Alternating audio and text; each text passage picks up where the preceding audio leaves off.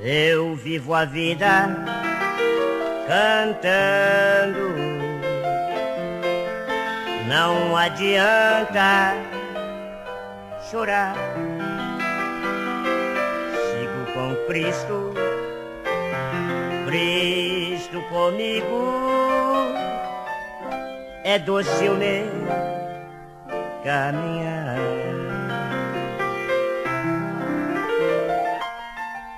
Números, capítulo 23, versículo 19. Deus não é homem para que minta, nem filho do homem para que se arrependa. Porventura diria ele e não o faria? Ou falaria e não o confirmaria? Quero falar aos nossos ouvintes o grande milagre que Deus operou na minha vida. Eu sei que muitas perguntas pairam na mente de nossos queridos ouvintes. Como aconteceu? Como está acontecendo? E como vai acontecer? Eu quero detalhar o meu testemunho, para que através do mesmo Deus possa renovar a fé de muitos que já estão desfalecendo. Se Deus prometeu, Ele é fiel e justo para cumprir. A minha vida realmente foi o maior milagre de Deus. Alguém pergunta, o Eliel nasceu no lar evangélico? Sim, nasci no lar evangélico. Meus pais eram crentes, já eram crentes quando eu nasci. Meu pai chama-se Avelino, minha mãe, Terezinha. Somos em 7 irmãos. Onde eu nasci, com 3 dias de vida, fui desenganado pela medicina. Os médicos disseram que eu não tinha condições de vida. Meu corpo não possuía ossos, era espécie de uma massa. Não tinha ossos no meu corpo. Pela medicina, eu não tinha condições de sobreviver. Mas a minha mãe, com uma fé viva nesse Deus poderoso e maravilhoso, foi orar a Deus, foi buscar a Deus. E Deus prometeu, Deus falou, que Ele não ia me recolher, que eu não ia morrer, porque Ele tinha um plano com a minha vida.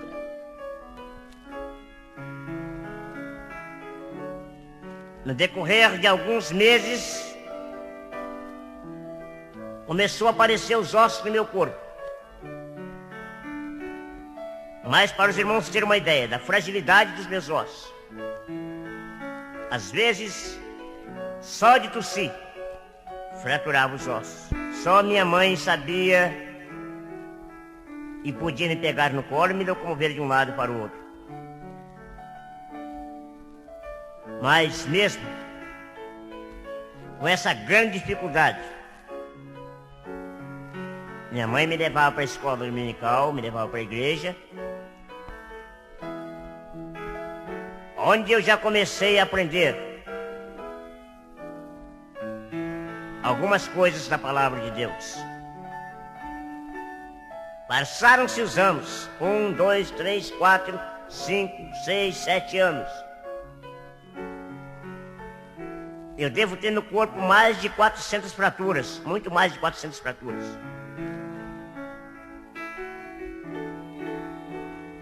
Alguém chegava na minha mãe e falava: como Deus tem um plano com Eliel?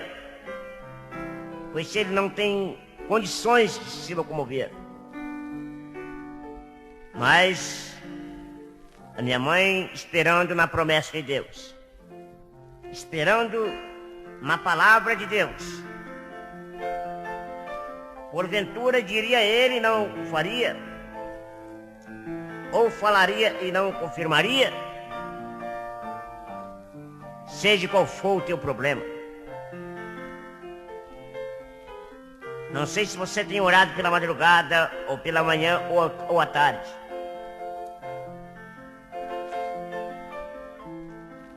Mas saiba de uma coisa. Se Deus prometeu te dar a vitória, se Deus prometeu solucionar o teu problema, não sei se você vem orando 1, 2, 3, 4, 5 anos, não sei. Mas se Deus prometeu, pode esperar que a bênção venha. Não sei se a salvação de um filho, de uma filha, do esposo ou da esposa. Não sei qual o problema que está perturbando a sua mente, está tirando a tua paz. Mas continue buscando a Deus. Continue orando a Deus. Não deixe a sua fé se desvanecer. Espera nele. Confia. Se ele prometeu, ele é fiel e justo. Espera que a bênção venha. Passaram-se os anos,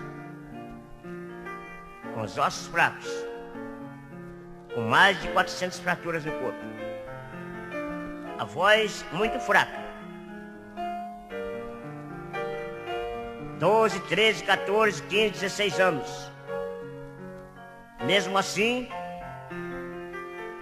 fui fazer uma viagem com meu avô. Meu avô era um pastor, agora saudoso, pastor Antônio Rosa.